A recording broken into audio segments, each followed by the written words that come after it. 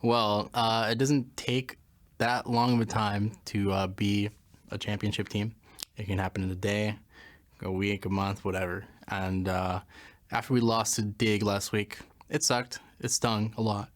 But we're just taking losses with stride because we're trying to improve no matter what. Nowadays, it's like everyone has to play off of each other and make systems in order to communicate to get something done. So how we fix that, it's just the long grind, honestly. Being able to confront people if you have a problem and then coming towards the solution. And if somebody's too mad to start going towards the solution, then you have to deal with that first. So it's just a series of things. I like the way of breaking it down. Always look forward, and it may not be feeling like it's happening, but it could happen at any given day when it needs to, and you find that championship. Yeah, it's kind of interesting because usually for teams that have been together for a long time, we're like, okay, so they'll probably have the synergy and already have gotten to the stage where they trust each other and they can, get through issues. However, do you get to a point where you've lived with someone for so long that the things they've built up over time and their habits and stuff just really annoy you, and it actually gets full circle and comes back around? I don't know. I'm not annoyed at you yet, Kobe. Let's get back into our next matchup. CLG and Echo Fox are taking the stage after a back-and-forth game one we just saw. And I can't see Echo Fox not coming out ahead again with the game plan they started with. They have the right idea. They just have to put that idea in the W column. All right, well, let's get it started in Champ Select and see what we come up with here because they're switching sides. CLG now on blue. And is going to stick to the Graves ban here. Echo Fox, no surprise as well. Targeting Huhi with the Aurelian Soul. Now, will the further targeting, once the Anivia ban comes in, like last time that we were talking about, chain it to the Vladimir? Because Vladimir, as you said, has such a high impact as far as team fighting goes, being able to dive the back line right now with this proto build and the popularity of Ignite. Really makes life hard for the AD carries. Seen too many Vlad bans as it goes, considering it seems like most people feel it's a comfortable play against at least. Yeah, Lulu's still up. Echo Fox are opting to ban out the Caitlyn rather than the Lulu portion of that combo. This is definitely Stixay's one of his favorite champions. They've actually moved over the Ezreal ban for this Caitlyn ban. It still could come in as their third ban and still continue to target Stixay and go for the Ezreal. Or they could just look for, pushing against the Ezreal and force him into that role. The other thing is that you can play, other auto attack AD carries. We've been prepping the Kog'Maw for a while. Yeah. Also could go quite well with the Lulu. Echo Fox does get a chance to break up whatever CLG do decide to go for, though. Miss the days when that Kog'Maw, you wouldn't really know. You'd be like, is that actually Froggins? Is he going to start sniping people out again? The mid lane options. The mid lane options that Froggin can come through with are quite crazy, as we've seen before. Camille, the Shen's going to be banned out. Rengar and that Lulu left up, as well as that Ezreal for the Caitlyn. And now we're going to see Rumble locked in for Darshan. As we said before, the most blind pick for top laners here to feel safe. Yeah, super good for blind picking. Comfortable with vast majority of matchups. So on the opposite side, Echo Fox take away that Lulu. The big Pixie prize will be theirs. And we've already talked about, Rengar jumping in, loves to have defenses as well. We'll see what AD carry it is. And if they actually use their, Lulu protection for Keith, or try and use it offensively if they're diving in.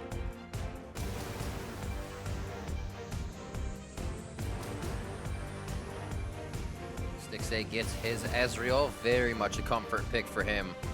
And we'll see who he does. He can still easily go to Vladimir here. Nothing that's really going to bite down on him too hard. But he has a lot of options. They also could wait on it. Obviously, get that support in there. Yeah, haven't had a chance to throw any bans around there for protecting their blind pick strategy yet. Regardless, though, we will have unanswered roles, desynced basically roles as far as the champions picked. As Echo Fox have the support and jungle locked in, CLG gonna let jungle fall through the next phase. Smithy feels okay about absorbing a couple more bans here. Right. And I can see that too, because after you're dropping down a little bit past Graves is already banned out and Rengar taken here, not like a huge amount of power you're giving up. And they'd rather grab that Thresh that was banned out before. Aframu, has had huge plays on this champion and huge saves. So a champion like Thresh, I think, also really excels if the games are as chaotic and get messy as the last game. You know, if people are making crazy moves over here, and lanterns can really be the difference between if someone flashed into a wall and trying to save them afterwards. I love kind of the kind of respect you can create if you're hitting a lot of hooks. Then teams are going to play differently once you approach as a 5v5. Once you're next to a turret, they give you a little more respect. It makes things easier. Also, I just like Thresh as far as setting up a little bit more stability in your team fighting. You mentioned the hook. He also has options with Flay and the box. Ezreal and Rumble can both work really well around some type of pivot point like that, where it's on Aphromoo once again, as he's always been so vocal about being a shot caller and wanting to be the one making the plays. Meanwhile, on Echo Fox side, back to Ash duty for Keith. Haha! I wonder, we'll check in and see how long his streak of Ash has been. And, quite a while. As you search that, they do ban Jace and Gragas. We do have the Vladimir and Nautilus banned on the other side. They don't want to give away too many tanks. Actually, most of the tank bans coming in from the side of CLG, knowing Looper will just wreak havoc and stay in the top lane, being a nuisance. Yes, sir. Vladimir no longer an option, and we shall see how the top lane does develop here into the Rumble.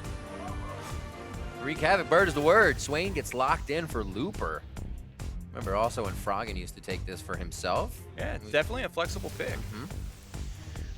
See what happens on the other side. They say, oh, counter AP. Do we want to pick the Veigar?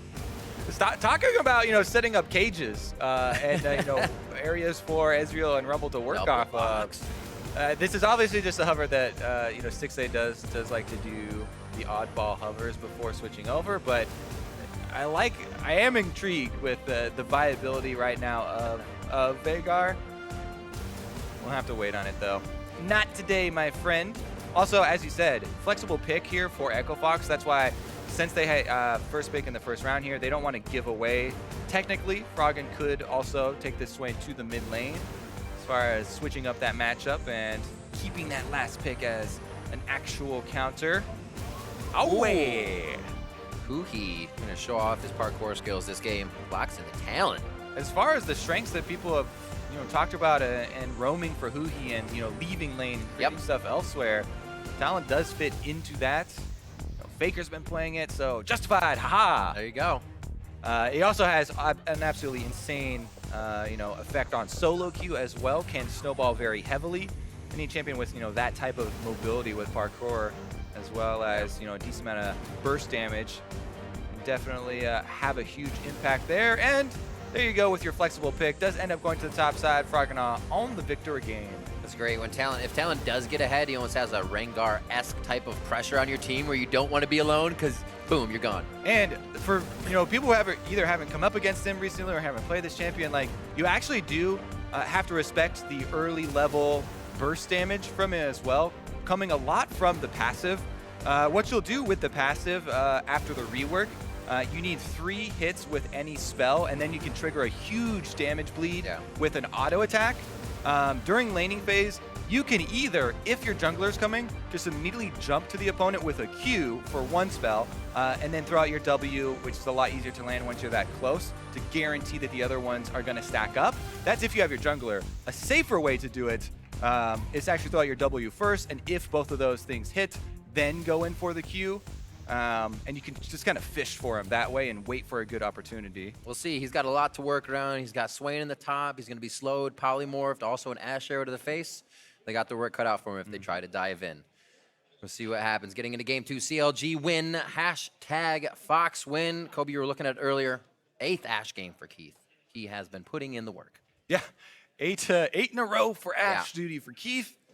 As everybody else wants to bring the damage, and they've delegated him to bring most of the crowd control. Hey, man, some people have said, I don't want a stun bot. I'll go mid. He's sticking with it. All right, Let's see how they opt into this one. Yeah, there actually are a decent amount of options this time around for Echo Fox. Never Move is kind of decently hard to land, especially once people start upgrading boots. In the early game, it's a lot easier. That along with Gravity Field do provide a decent amount of control for team fights. Again, though, especially when you see Ignite's return to mid lane, I get super excited and you have to talk about the possibilities of even level 2 kills. All you need for Talon is your Q and your W, you know, to be able to get trades off and look for those passive procs. Talking about it in mid lane as well, the supports didn't bring any exhaust either, so there's going to be a lot of kills coming up as people walk away from these fights. This game is fire. I think the young ones call it lit, Kobe. I've passed 30. I'm over the hill here. It's all right. We just have to go on the internet more. So we'll see how this one starts off. Remember, Fox did have a bit of early game pressure last time. Even though we did see Acadian get kind of soloed by Darshan, he brought it back around to be in his favor. And here, just charging up the heat gauge, Darshan stays in maximum power range. Yeah. The other thing here, with Smithy on the Olaf, ever since the 7.5 pack, people have been looking for, or patch, people have been looking for ways to use the new Stoneborn Pact. Myself, I've found it underwhelming for junglers. It is an option that Smithy has gone for here again on the Olaf. And, you know, if you haven't looked over it, not only does it give you 5% maximum health, which is just great all around for anybody and everybody, but if you land any sort of CC, which includes the Axis, which is his best use case here, if you tag anybody with a slow or anything like that, then you get this rune on the enemy, and if any of your allies hit them, they can heal. You can't heal off it, but it can provide a decent amount of healing. As for me, I still prefer the more greedy masteries, you know, for Olaf. But it definitely is a good one, especially if you're in pro play and looking for more, you know, team coordination. I still think, obviously, the best user for me is the Nunu, because he didn't really have any good options before, and I think Olaf does have other good options. But it is one of the ones he's gone for here again, so worth explaining. Yeah. I think it's also mostly good for melee supports and people who can really get off AoE to get multiple runes up for team fights. Honestly, though, wasn't the biggest of factors. Seems to be tending more towards this Olaf as well. You saw not worried about really losing bans last game. Trying new things out. Flavor for the team as he's pretty good on that Olaf. I'm super curious as to like the total amount of healing he actually got off in the last game, because there were a lot of scrappy fights and a lot of team fights.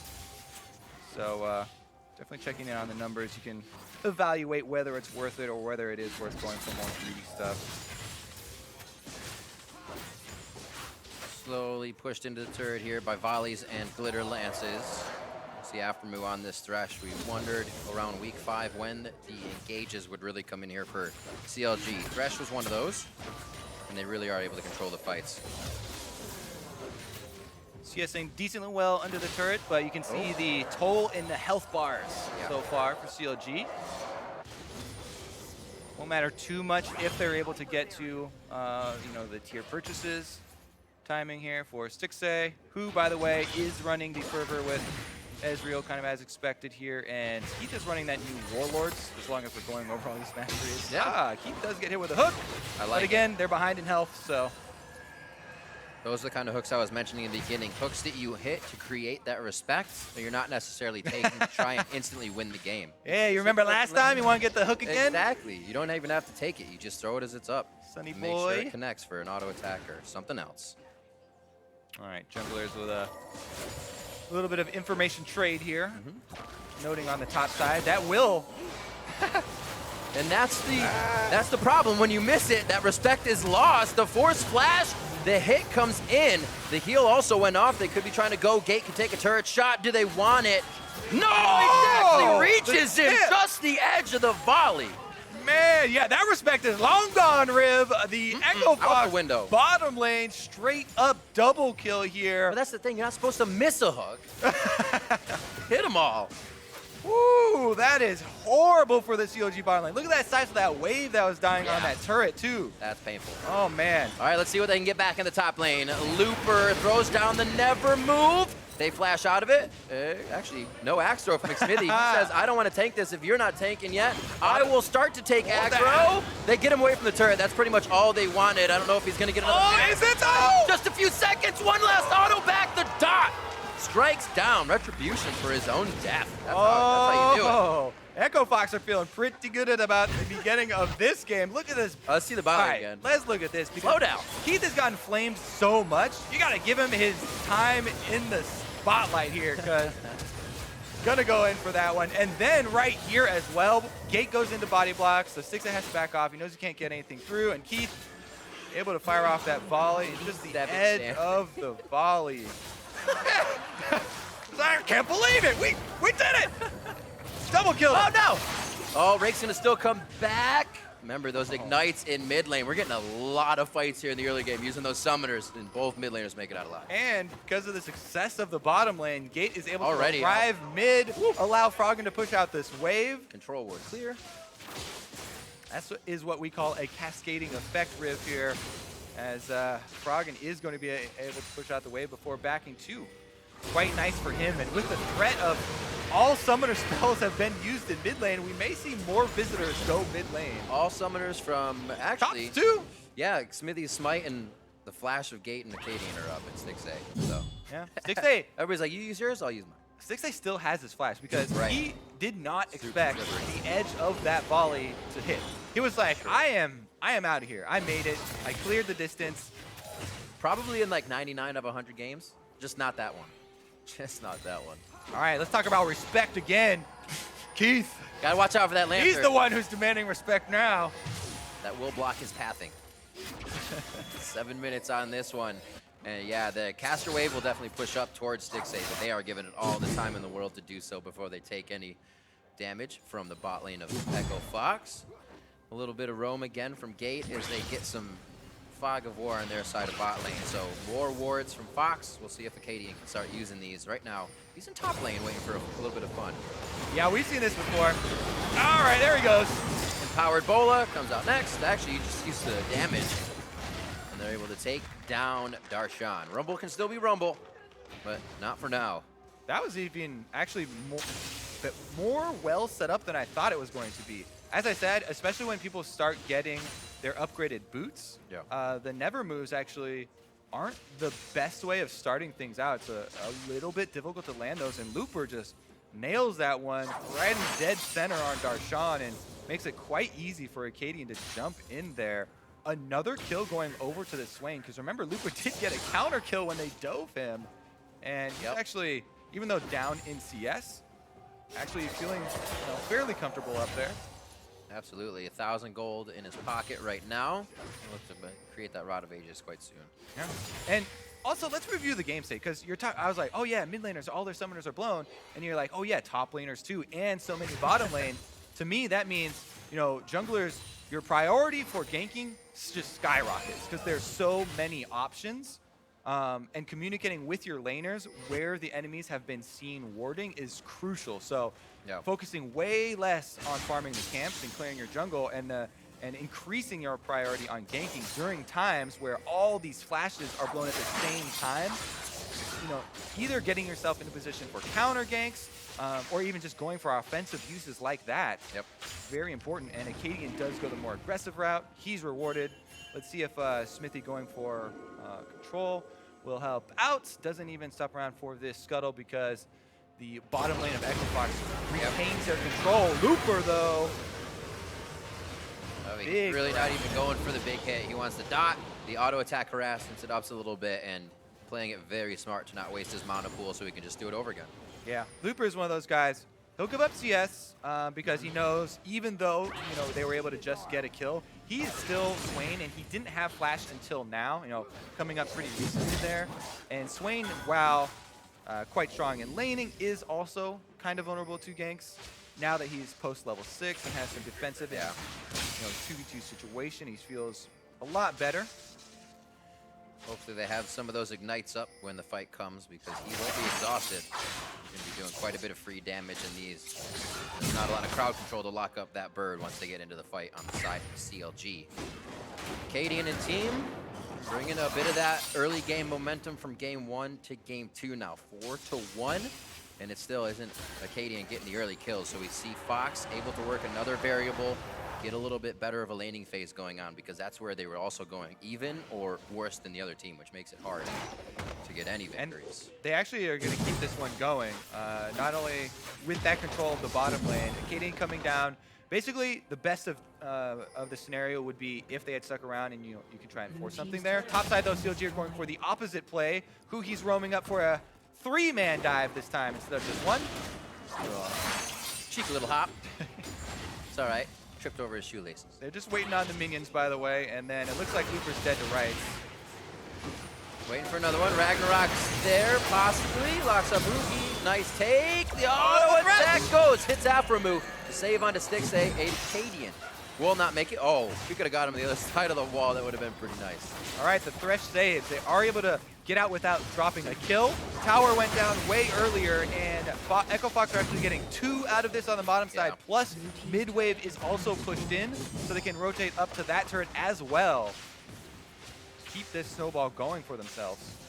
A switch up in the purchasing order for Froggen here as that arm guard comes out. He knows he is going to get quite a bit of aggression in these fights. They clear out mid lane as well. Looking great here in the early game. Echo Fox 3,000 gold lead just at 12 minutes. 2 of those on to Keith here in the bot lane.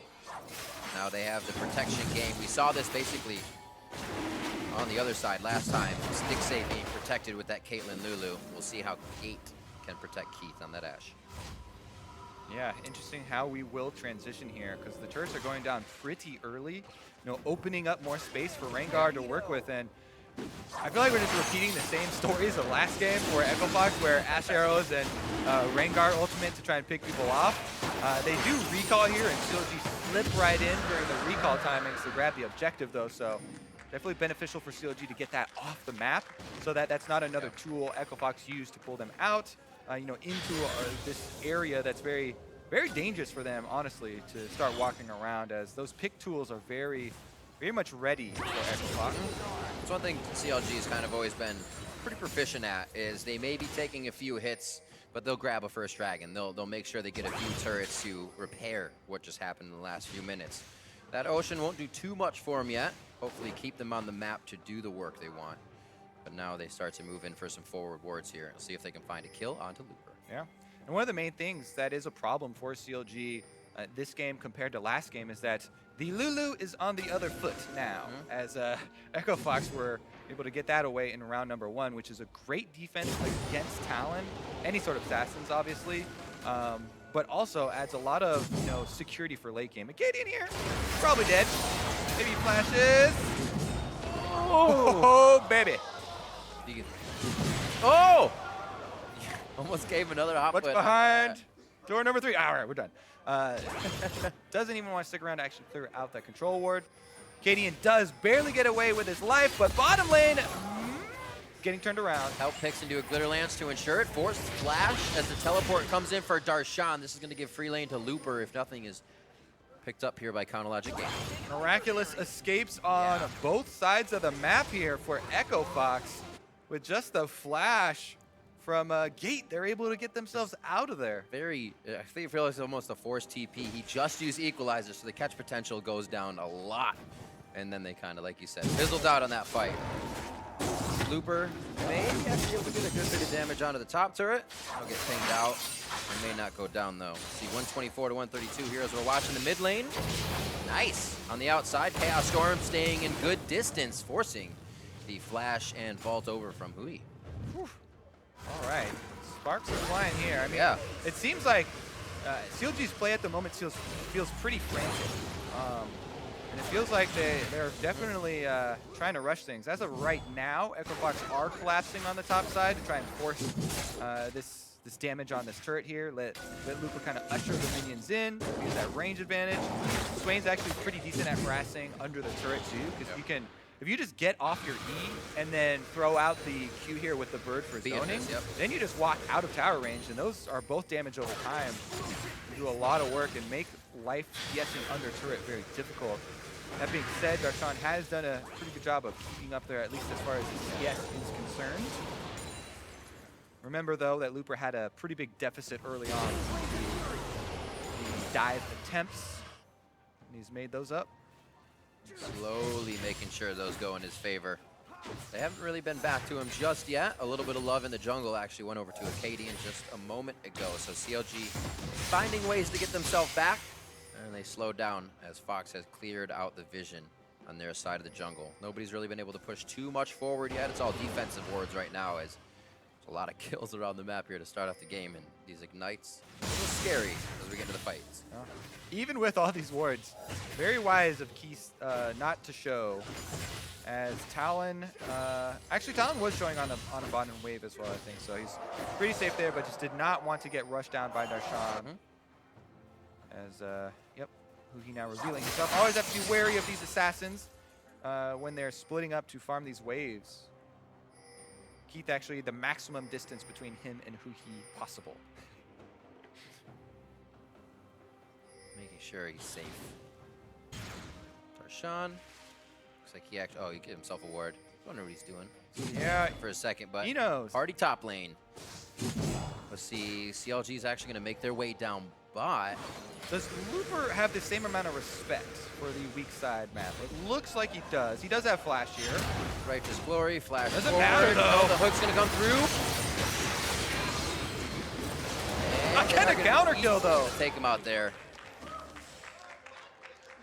So, we've had this kind of theme of lack of respect, but honestly, every time they go after Looper, he takes someone down with them, and the rest of the team is going to be able to get a turret. So, again, another victory here for Echo Fox. I just ended mentioning that they stopped going for him. They didn't. Now maybe they will, at least with, or a few more people if they do next time. There's actually an interesting flash here. I think he gets hit with the axe before he flashes, because Smithy's like point blank. The slow there. Oh, smite. He probably has a boost smite. Yep. Oh, no, he has. No, he does not. He has trackers. Trackers, yeah, so.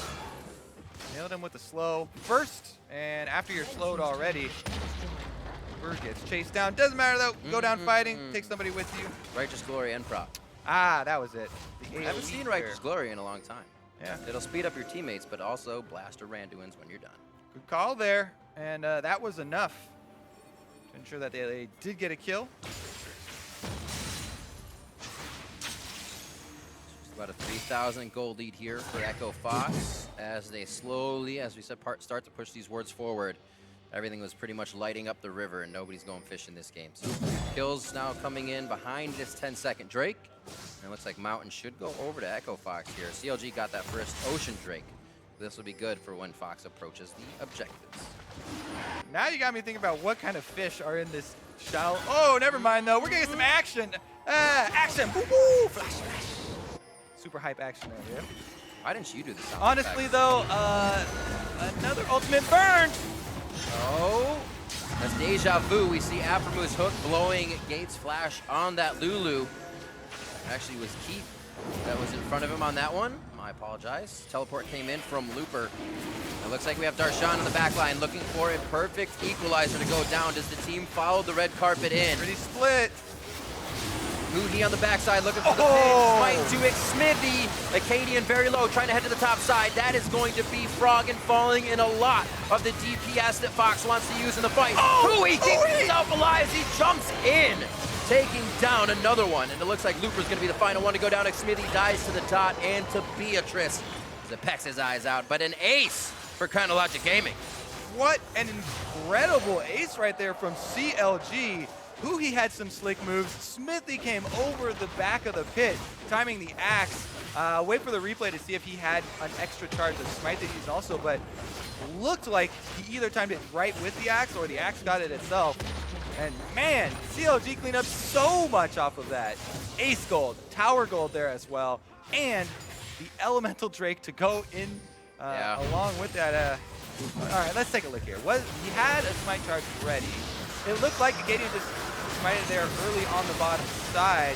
Smithy did use his smite, so didn't quite see it in the frame which one had it. But honestly, the highlight up there of Huhi up on the top side. Heal from Stixay over the wall. Stick save there from Stixay as well. But I mean, that was definitely something there from the CLG squad. Yeah. All right, Echo Fox's turn though. He's even with an ace and a turret after that. Like that was such a big win for CLG.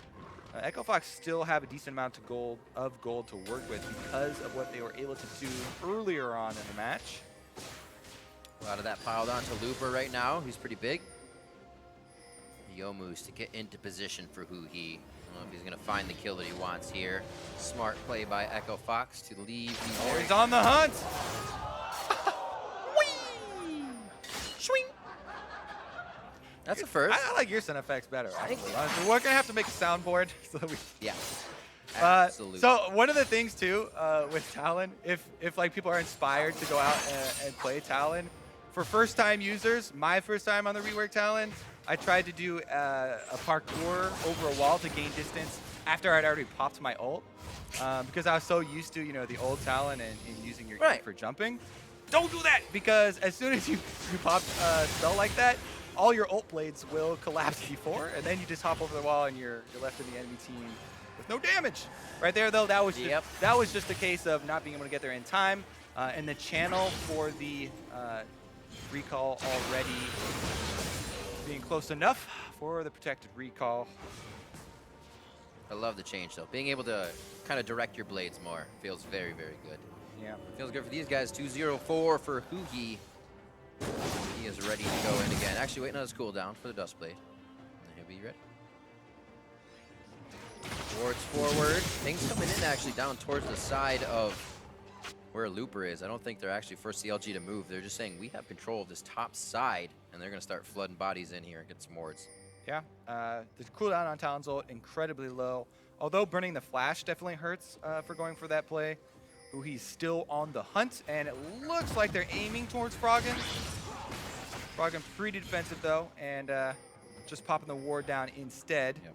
Much different game for Froggen as well. We saw him being able to put out much more damage at this point. Early game, Ragnarok onto the gravity field. He's going to be able to walk around like a kiddie pool. Perfectly fine. All right, I actually did not expect or see the setup for that kick onto Looper. Regardless, though, CLG now with an extra man advantage, and the only ultimates that were used were the Ragnarok as well as, well, actually 6A even ulted as well. As the Rumble ultimate, and looks like with all those being used, they decided to just go purchase with that money. It's just a case of being extending pretty far for this minion wave. That minion wave will eventually get to safer territory, and you can try and farm it at the turret. Especially considering all the fighting they've been doing over vision on their red quadrant.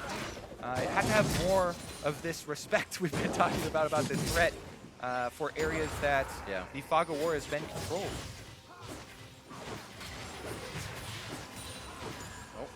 Oh, got it. Froggen, just about 1,900 gold that he's sitting on. You see, go back and spend that right now, putting some items in his pocket. Fiendish Codex, Lost Chapter, so it looks like there won't even be a quick finish on the Zanyas just yet either. Who is hunting who here? Yeah, they're getting a little bit more pressure onto him, knowing he's going to be alone and feeling confident about his plays. Possibly where they take that fight. All right. Keep just showing off. Robin Hood over here. Send him the message. He's keeping that ratio up. Like, I can hit one, let's do it. Not waiting too long to get the arrows back up just yet. And now Huhi knows actually he's getting a little bit of love on the top side. His play is going to become a bit safer. As you can see him not farming too far. Flash for flash. Aftermoo has actually had great success in getting flashes out of Fox this game. Keep track of these cooldowns, yep. Especially these flashes, because both teams have just been very content to push up side waves and look for picks, as there are options for those for both squads. Ash Arrow also is one of those very low cooldowns. He's already with the level 2 into that, even though he didn't go the super utility focused route of the Esports style. Yeah. And he went for the more immediate auto attack impact of the Hurricane plus Infinity Edge, which I actually quite like for higher damage a bit earlier into the game from auto attacks. does mean that the opportunities for those arrows are a little bit further between. True. And even with this chainmail, it looks like maybe he's going for Guardian Angel due to the amount of burst damage. I guess he's just like resigned to probably getting bursted by Huhi plus Rumble Ultimate or something. He's like, I'll just get back up. He becomes an even bigger target after Froggen finishes his Zhonya's too, because Looper's going to be gold. Then Froggen goes gold. Like, all right, Keith, you might get wild growth, but you can still die at that point. So things could get dangerous. And we are back onto the rift pretty much with all 5 here. Bit of a lull for the last moment. And now onto the Cloud Drake. 3 dragons now for Chronologic Gaming. And keep the variety going. Ocean, Mountain, and now a Cloud Drake. Are they going to get lucky on an Infernal? No, they do not. Next time. Maybe next time. Find out on NALCS. Here we go, though. Huhi on the hunt again. I don't know if Looper is the best target. You already mentioned his completed Zhonyas. Yep. So that definitely wards off quite a lot of the threat. He's got a unless nice he got vision. back up. Yeah, he's got nice vision through river, through Tri-Brush. Also a little bit of help from McSmithy behind. It's kind of was replicated by Acadian and Looper top lane, but Looper with the back, gonna hold down on the bot side now. He can teleport into anything that happens here. Be a pretty crazy fight if we start one off. Very split for Chronologic Gaming. Yeah, and there is a little bit more advanced warning from Echo Fox. That vision that you mentioned is starting to creep up into the blue quadrant of the jungle, and really situated around this Baron. See if CLG right now, though, pushing up mid and top. Get a little bit of time with this turret. Will it be enough to take it? Very close, at least. Stixay's damage definitely makes it close. Only a few more shots from that. It'll be much easier pathing for CLG in just a few moments. I am really waiting for this concentrated effort of Echo Fox to actually go for a proactive arrow and try and pick someone off. At the moment, though, CLG are doing a pretty good job of sticking together, and their one person off by the side is Talon, who's extremely difficult to hit with one of those. So you can see why there's been a lull here. The options are just fairly difficult to execute. It is true. For Echo Fox. Right here, though, they're trying to corral him. Aphromoo won't die right away. Base race option. No, they're going to pull back, it seems. They feel like they can get the fight in here. A good arrow onto somebody could mean a never move into a Froggen gravity field. And there's not much of a tank to stand up on the side of CLG. Yeah, look at this defense by CLG. They're just giving Huhi time. He got a whole turret himself. Yep. And Echo Fox didn't push down mid lane to go for the race either, but now they go for the arrow. Aphromoo, they can't really walk through Xmithy, though, to get to their arrow target. Unfortunately, arrow for Ragnarok. Yeah, they made the call here, CLG, to buy more time, and they got the inhibitor turret.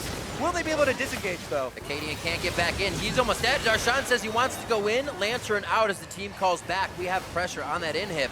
We just want to toy with Echo Fox right now. Hugi to the back. Polymorph down.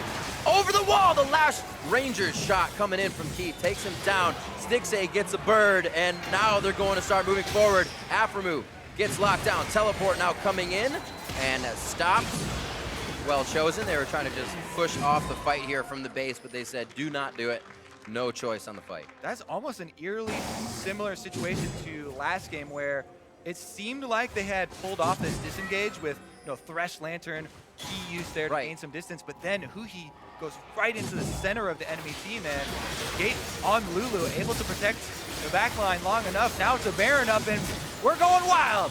7,000 on the Baron. Members low for Fox. That health means Fox is going to take a lot more damage before Xmithy needs to get in, and he has been accurate on his smites. Putting Acadian to the test. The 50-50 Darshan just goes right through the front door in the Baron pit. Says high five, everybody. He's going to stop this out. Baron going to get fighted down by Xmithy. A quadra kill for who they call Darshan now. What? They're both still alive, too? Oh, man. Baron just kicking some ass here. Things are definitely wild in this game, Riv. That was intense. The choice of whether to go or just not. That insult to injury. Yeah, they were almost unaware of that. Yeah, it was going to fall, but you see as Acadian, that fell. It's just that much more pressure they didn't realize they had to deal with on the point of a Baron also now coming to the front doorstep. 30 minutes in, Chronologic Gaming just turns this game on its head. Party time for them. Yeah. Oh my goodness. Just like that, CLG are looking like they'll be able to get a pretty good route here. All right, let's take another look at this. Everybody on Echo Fox is scared of the 2 members of CLG, so they group up behind Baron. They all get hit with the spikes. Darshan comes in, guns blazing, it kills almost everybody. Acadian, let's see what happens here. 800, he didn't smite until after there, it looks like. So Smithy here gets in with the, oh man, that is a tilter. Those panic situations in the Baron, where you have all 5 members, everyone's initial reaction is like, oh, danger's incoming from the outside. So you all group up near the back of the Baron, but that's when you get hit with these giant AoE spikes. Everyone gets so low, whereas there's only 2 members there from CLG, and focusing more damage into Baron leaves you without damage to deal with the CLG threats. Anyways, that is all in the past now, and let's take a look at the pushes. CLG was very ready once they started up after that fight and had the waves in their position. Probably why Fox tried to force themselves into that Baron. Really would have helped them with some breathing room on these turrets. Now CLG cleaning up the work they set before. The last outer turret goes down, and they are on to one of the last inhibitors and turrets in the base. Kuhi even looking to get into the side here so they can once again get a pinch fight. We've seen time and time again here from Chronologic Gaming with this composition. And slowly getting damage on the turret. You can see Fox not even really answering back with their own. That turret not long for this world. Yeah, the turret's not long. Kuhi's on the inhibitor as well. Yeah. There's one exposed, one's already dead. Like, oh man, Echo Fox, they don't have very many options. Time is working against them. They're really looking for the perfect arrow to try and burst someone down, though. Let's see who Keith goes for, because there's a lot of pressure.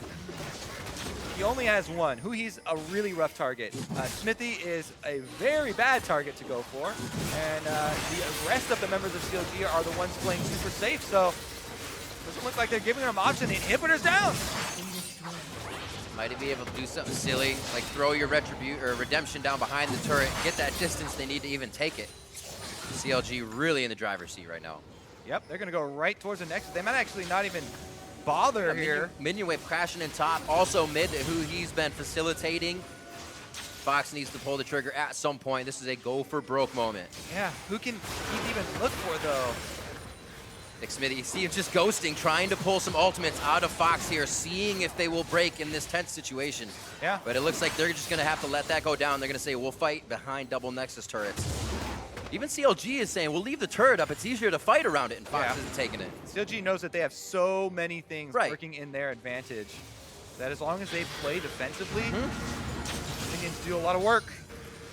Ultimate from Acadian saying, maybe if we do something to blow your ultimates. He's sitting here. He loses his. On Talon, like, I've got a Quicksilver Sash. I got my ultimate ready. Jump me, bro. Please. There it is. Hops over the turret. Not even a chance for Acadian on that. Pressure to the bot lane. Not pushed in just yet. And we're back to the yo-yo. Who's going to mess it up first? Yeah, now Echo Fox has less tools to work with, and the situation's just getting more and more scary. The health on the turret almost gone. Darshan just missed. There it is. Smithy pulling the trigger. Polymorph onto him. Froggen is the control for Huki. He's back and saved by Wild Growth. Keith very close to going down. Tries to get out of redemption. They're turning it. Good intel right away. Equalizer goes back down. Takes down Keith. He's going to come back up on GA to try and help the team. And only Smithy is down. Bleeding health bars on the side of Fox, but Huki is still in the base having a party by himself. Oh man, this is a long siege here. Darshan goes in on Looper though. They got the turret. Progress on the bot side for CLG here. Baron up in 2 minutes. And they may just grab the Ocean Drake on the way out. An extended party inside of Fox's base. Yeah, that's one of those parties where somebody invites a friend of a friend, and that guy invites a whole bunch of his friends. You end up with, I don't know who's in here. They started breaking all of my TVs. And look at the base now. Everything's destroyed. Echo Fox are not going to throw parties anymore in this series, I guess. Have to watch it. Just one recently from Froggen. That was enough. Stixay as well with a recent party. His birthday, so having a good week for himself and the team to start things off. They do actually have to go up against FlyQuest, who Fox sees himself playing coming up in the recent games. So definitely not the easiest route to the end of the season for these teams. Definitely true. And as we've seen, every single series, there have been a lot of unpredictable moves. CLG's feeling pretty confident, too. If they're able to close this one out, about their at least having a playoff spot. Quick little yoink there. Able to get this red buff away. Yep. If they go all the way, they can look at 11-7, which should be pretty good.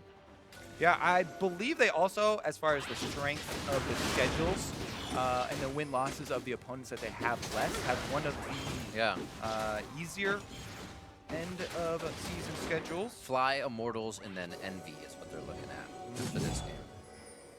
Meanwhile, Echo Fox, every win counts here, and it is not over quite yet. They've got 2 inhibitors back up, and we've seen a lot of turns in these games. Here they go, though. Everybody up mid. True Shot Barrage not doing too much as it passes through multiple members of the team. He's in there. Oh, right down the channel behind Blue Buff. They're going to take quite a bit of damage. This gets countered. They don't even want the fight. They'll say, we'll pressure you now at Baron now that you're starting off low in HP. What's it going to be? Wait halfway. Fox isn't going to be able to look before they leap on this one. Nice redemption to kind of cool off the pressure of that start. Honestly, CLG are trying to usher these minion lines past Echo Fox right now, and they're like, go, super minion, get up there to pressure that Nexus turret. Then we can retreat back to the Baron. Now they're on the Baron again, burning it down here. Echo Fox have to go for it. They got a 3-2 split. The box out of the brush just to deny movement towards Baron. Easy take for Xmithy. Do they turn or do they retreat? It looks like Looper's going to be the focus here. He's too far in front, and Cadian cannot match that. Keith, Wild Growth, puts himself in a very scary position. Now they look to Hoogie. Quicksilver on himself, and Keith is now in a bad spot as the team turns to go for Hoogie. Cadian leaves everybody behind. A double kill coming in for Darshan. Stixay gathers one for the team, and this one will fizzle out with Counter Logic Gaming heading for Echo Fox's base. Talon is just fun to watch. The remake here with the parkour, whether he's winning or losing. All right, he gets snared up here. Cadian, how does he get out of this one? No, cannon minion! Oh, so close. He should have style points, let the cannon finish him off. Yeah. Maybe he's not having any of that, though. My last hit. For those little things, like the players usually don't know when the extended kill for Penta's there, or if he's going to execute it or not. So just kill him. It's safe. Honestly, though, that's going to be CLG moving into the base. Just a formality here left with the Nexus turret. Yep, very nicely done. Well, actually, I say that. Reinforcements are coming up. This is Kobe. Technically. You're faking me out. I'm supposed to listen to you. You're the caller. It could be CLG getting the base, but it looks like Fox doing their damnedest to stop this one. Gate now going to go down. The Nexus is in peril. It's taking damage. A final shot is going to put gold in a member's pocket of Counter Logic Gaming. The double kill from Hoogie to end out a game on Talon, and the series to Counter Logic Gaming over Echo Fox. Strong starts again from Echo Fox. They're finding the early game a stride that they lose. Somehow in the middle of the game, their confidence just doesn't push forward. They don't use it. They feel like maybe they're too far ahead, and they can roll with that when really they need to keep pressuring they're too far ahead. Some crucial moments there, man. Yeah. That Baron, where CLG wins a 2 versus 5, gets the Baron. Darshan and Xmithy blown up this one. Darshan and Xmithy absolutely blowing this game up. Hoogie again. It's not really questioned anymore, but puts another champion in that pool for himself to say, I can control mid quite well. And the roamers are really where his wheelhouse is. Echo Fox still have the ability now, looking at their score. 9-9 would have been it if they got all of their victories. So they'll look for that 8-10 possibly as they keep going to finalize their 3 last wins. Like we said, it's going to be tough. They don't have the easiest games. Yeah, it definitely is going to be tough. I mean, all the teams that are right around that level, kind of on the edge, battling 9 tooth and nail at the moment. It's been crazy. This game we saw going back and forth. CLG as well showing a bit of hesitation in some of the comps that they were putting together. And we saw these fights lasting a little too long at Dragon, a little too long at at another objective, and it seemed to kind of confuse the teams a bit. We haven't seen this mostly, but there was the patch change and whatnot. We're seeing new champions come in. It looks like CLG is going to benefit a bit from this as the late game is falling into their favor a bit more here. They're looking more like end of season, any season, CLG. This time around, yeah, definitely working out for them. They'll be super glad to finish this one up in the 2-0. Yeah. Don't have to push this to game 3. And actually, this is one of our earliest days now. What are you trying to say, Kobe? No. I guess. We'll see. Who are we going for as far as the interview? Because CLG, I mean, last time I talked to Smithy, they were talking about no more excuses. You know, Exactly. Before there are a lot of things pointing to with trying to get rolling in the beginning of the season, and meta concerns or not really liking to play some of the champions that are currently strong. It does seem to be trending back into the favor of champions that they do like. As far as the decision making and the communication and decisiveness, though, all definitely still on the table. You can see it's always been like that team communication or that team decision as well. Like Smithy would go back to the Rengar. We noticed the play didn't look as good, but that's always a team decision. They were behind him, and now we see Darshan not having to play those tanks, getting out of Rumble, getting out a little more aggression, and really being able to bring the damage to the table. Darshan's Rumble. Something else we were looking 9-1-8. for. Yeah, something else we were looking for is for him to pop off, and he starts to do so. So for a first-hand account on that win, let's hear from Captain Flowers and the CLG support.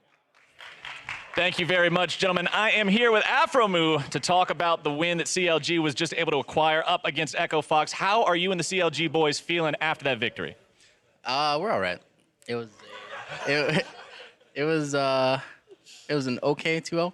Had some unlucky decisions, mainly in team fights and setting up for like objectives that we're going for. So I think we're known for like getting ace and still winning the game, but shit. It's the win that still matters, right? The W on the screen at the end of the game, that's what we're all concerned about. That's what all the CLG fans are happy to see you guys walking away with. And now last week, we heard from McSmithy. He was saying that the team is making a lot of excuses for why the wins aren't showing up. What are you guys, as a team, as a group, doing to address those problems and fix those issues so you can keep finding these wins? Excuses-wise, I don't think there's a lot of that, but obviously you'll have something to blame, blah, blah, blah. But it's just making sure that we are coming together and being consistent since, we know that we can be there, and it's just about being consistent for us. And in terms of consistency, that's one thing that's really interesting to talk to, especially about the CLG roster, because you guys are one of the only rosters that was just like, no, we're sticking with the same 5 guys. We're going to be rolling with this into the next split. We think we can make this work. How do you feel that you guys are doing in terms of getting that level of consistency to the point where it is just game after game after game? Do you feel like you're closing in significantly on breaking new ground with that and becoming one of those like rock solid types of teams?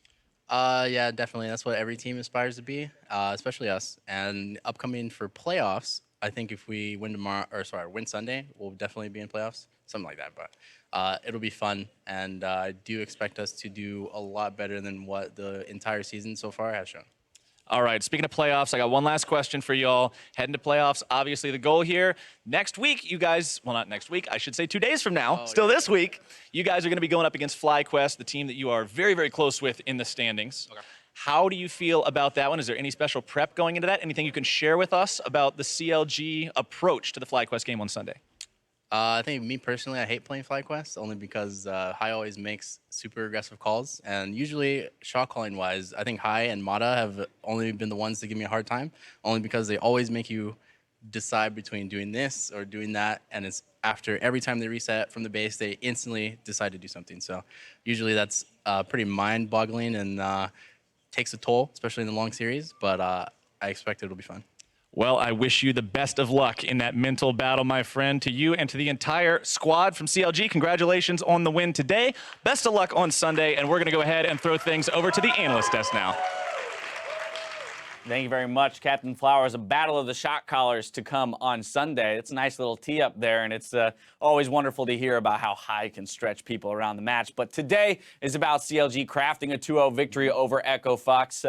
Again, not in the cleanest of fashions, but they do manage to pull it all together and kind of continue their climb here at the later stages of the season. I kind of tend to agree with Afromoo. This was an okay 2-0. I mean, yes, exactly. They did not dominate, right? And CLG is always one of those teams. They have super high highs, but they have some pretty low lows. You know, he's like, oh yeah, we're the team that gets ace but still wins the game. I mean, it's rare to see a team that can come back from that, but you always kind of have to think, hey, how good would they look if they clean that stuff up? If they're not getting double killed in a 2v2 randomly at the start of the game. Yeah. Let's talk about that. 4:45 into the game. Once again, Let's talk about Equifox that. 2-0 in the bot lane here. And again, we talk about just the comparison of these two bot lanes on paper. People were talking about Aframu Stixxay #1 bot lane coming into the split. I mean, Stixxay was talking about that, and I mean, Afro, this was not okay. Like, I think, yes, like the hook is fine. Okay, it looks funny because he misses by a lot, but like You're picking a direction. And I mean, the fact of the matter is, you should realize that you're going to lose this fight, and you should be flashing out early. Stixxay, I mean, obviously he thought he was out of range of the volley there, but if they very quickly back into this fight, yes, it's bad for their lane as far as giving up farm and giving up CS, but giving up 2 kills like that is not okay. Exactly. I mean, and when you're playing against a better team, you don't get to come back from that, right? Like if you give that up to C9, usually the game just ends because your bot lane gets so far behind. Equifox was able to get not only both the bot lane turrets off that, then go mid and get a turret too, right? Like if you give that kind of a lead to a better team, you lose, period. Yeah, I was gonna say, I think that's the major point there, is the fact that the recovery becomes a lot less possible as you move up the standings and when we get into the playoff picture and you're playing in a best of 5 against C9 and TSM, teams that are not going to afford you as many opportunities to claw your way back into it, like Equifox will. And we saw that happen 19 minutes into the game. Ace in favor of CLG, 5 for 1 around the Dragon Pit here. And one thing I gotta give a lot of credit to Smithy for is I can't think of another player who has stolen more objectives throughout the year. Even in this game, he was going off. He seems to be stealing Barons and Dragons all the time, and Huhi, with some pretty sweet play on the Talon, actually looked super good this game. I think across the board, he was playing very, very well. And it was one of the first times I actually saw the Talon, and I was like, damn, that pick makes sense. That like, you know, it worked. It looked really good. Absolutely, yeah. And so this is what you were talking about, though, this ability to claw back into the game. Of course, it's not like that right there was the game ender. We've got to move forward to 28-20 here. Fox wins the fight. Dying at Baron, though, you know, this was all kinds of crazy. The weird thing about this one for me was that CLG had Huhi take 2 turrets, and he was on the inhibitor. CLG's 4-man squad just needs to disengage while Huhi takes that inhibitor or try to delay them. Instead, they decide to collapse to the fight. They're on a different page. Huhi's in by himself. Like, they're going very disjointed into this fight. So, you know, to me, I think that A, they shouldn't have taken the fight probably in the first place, and B, when they did, it was not very well done. That said, most players are going to remember how this next part went. Exactly. I mean, these are some of the mistakes that you're saying that still exist with CLG, and we want to see them, you know, kind of fix those minor errors in terms of, there's not a whole lot of communication clearly on this engage, but this, an even larger issue. Yeah, I mean, everyone stacks up essentially here. They are pretty low from that fight, which is the major issue. Darshan is full health coming back into this, and the overheating flame spitter that he gets off is just so punishing to these people in the back line. He takes out multiple members. He's able to get so much damage done, and not only does he end up getting a quadra, but Smithy just wanders on in and smites the Baron away. And I mean, yes, the game did not end off this play, but the game was over. Exactly. That's the key there, right? I mean, 4 kills going over to a Rumble. We've seen what gold on that champion can do. Once again, you've let Smithy steal away a second objective in just this single game. I mean, from a mental standpoint, I'm defeated. You know, now from a gold standpoint, I'm defeated. There in that stage of the game, or in the series, Equifox, really, I think it's all downhill. Yeah, definitely. And I do want to give some credit to CLG as far as how they played with that Baron. I actually thought that their siege, their split pressure was excellent as far as buffing up the Baron minions in the mid lane constantly. Huhi always threatening there, using the Thresh plus Ezreal combo to always get a couple autos off on every single wave, then Lantern out. I thought that a lot of what they did in this game was excellent, but it's marred by the fact that they have some very big errors. Right, yeah, some lower tier teams can definitely take a look at the kind of the final 5 minutes of that game to see how to close a game. You got one inhib down, split up the Baron buff. So well controlled. the Baron buff.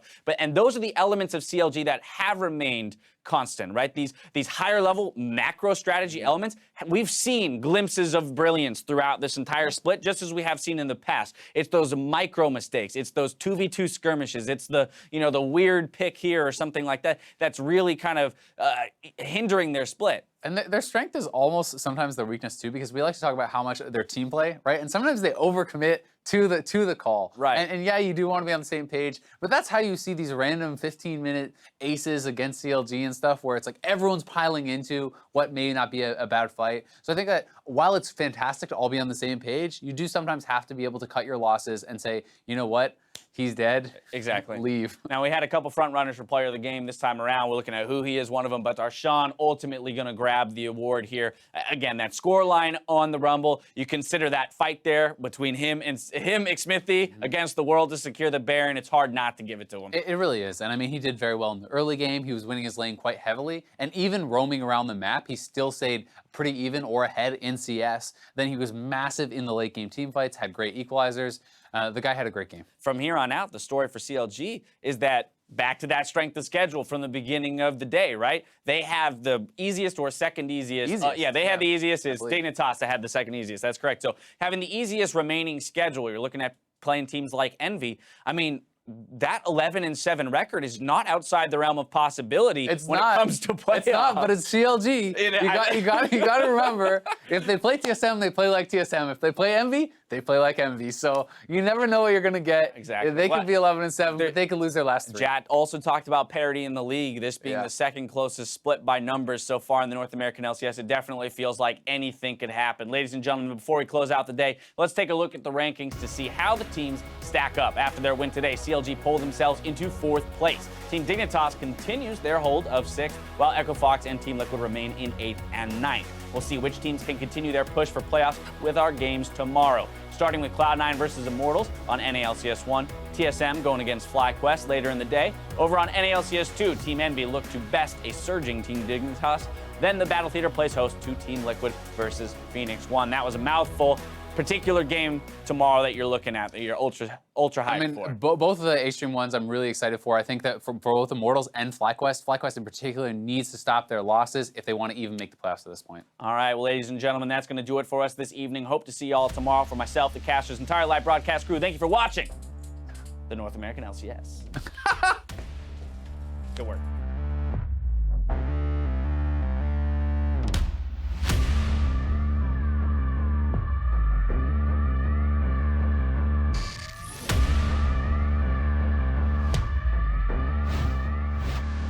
Our first series today, Team Dignitas will be taking the stage against Team Liquid. Chaser popping the ulti, looking to hunt him down if he can. Goes after him, flash for flash. 유지려. 나이스. Oh, Piglet was on a Piglet, oh, now he's in some trouble. The shock wave into the sonic wave, and Keen waves bye-bye to Piglet. Looper's pushed into his turret, but I think he was going to back and he's Victor. Nice. Anytime Trevor comes to your lane, just give him your CS. Yeah. Give him all that CS. I'm down, dude. Enable him to carry the game. I don't know You about guys that. don't need it. You deserve this, Trevor. That's it. It's his birthday, guys. Give it to him. Uh-oh. Will Acadian find his way out? Oh! Hey, sweet moves, I guess. He's out, man. He's still going. Oh, he's back in. Oh, now he's out again. Now he's in again. He got a kill. Gate can take a turret shot. Do they want it? No! He actually reaches him just the edge of the volley. Ash, you're fine, Trevor. You're fine, Jay. Ash. Hey, wait, no flash. Go. All right, Susna. Nice, good job. I got lunch. Hell Hey, good yeah, shit, boys. baby. He's on the hunt. Darshan just goes right through the front door of the parapet. Says, high five, everybody. He's going to send this out. Baron's going to get fighted down by Xmithy. A quadra kill. And the series to Counter Logic Gaming over Echo Fox.